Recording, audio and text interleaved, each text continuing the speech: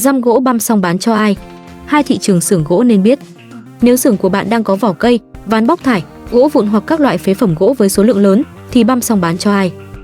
Hiện nay, có thể chia đầu ra của răm gỗ và nhiên liệu sinh khối thành hai nhóm chính. Thứ nhất là các đơn vị thu mua, tập kết và xuất khẩu răm gỗ.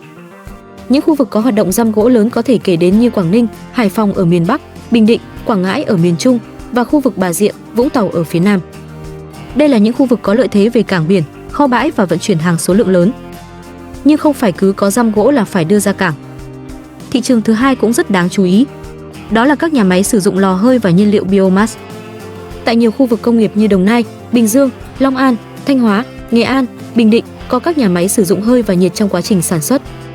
Nguồn nhiên liệu cho các hệ thống này có thể bao gồm răm gỗ, mùn cưa, củi băm, vỏ cây băm và nhiều loại sinh khối khác. Ví dụ, tại Quảng Trị hiện đã có nhà máy sử dụng biomass gồm trấu, mùn cưa và răm gỗ làm nhiên liệu cho hệ thống tạo nhiệt. Tại Nghệ An, ngành nhiên liệu sinh khối cũng đã hình thành các nhà máy sản xuất viên nén gỗ để cung cấp cho các nhà máy công nghiệp và nhiệt điện. Đặc biệt ở khu vực phía Nam, thị trường nhiên liệu cho lò hơi khá rõ nét. Có những đơn vị cung cấp nhiên liệu công nghiệp cho các nhà máy dệt nhuộm, thực phẩm, cao su, thức ăn chăn nuôi và nhiều ngành sản xuất khác. Vì vậy, nếu xưởng của bạn đang có nguồn phế phẩm lớn, đừng chỉ nghĩ đến việc bán nguyên liệu thô. Bạn có thể tìm hiểu cả hai hướng. Một là bán răm cho các đơn vị thu mua, tập kết và xuất khẩu. Hai là tìm đầu ra tại các nhà máy sử dụng nhiên liệu biomass. Tuy nhiên, trước khi đầu tư máy băm, cần xác định rõ nguồn nguyên liệu mỗi ngày có bao nhiêu. Răm sau khi băm cần kích thước và chất lượng như thế nào. Và quan trọng nhất, khu vực của bạn đang có những đầu ra nào phù hợp. Khi đã xác định được nguồn nguyên liệu và đầu ra, vấn đề tiếp theo là lựa chọn một hệ thống băm phù hợp với sản lượng thực tế.